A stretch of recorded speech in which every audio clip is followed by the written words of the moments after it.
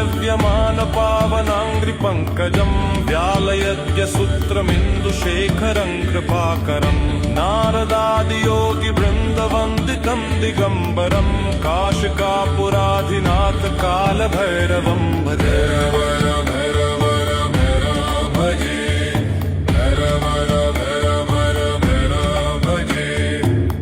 भानुकोटिभास्वरम् भवब्धितारकम् परम् नीलकण्ठमीप्सितार्धदायकम् त्रिलोचनम् कालकालमम्बुजाक्षमक्षशूलमक्षरम् काशिकापुराधिनाथ कालभैरवम्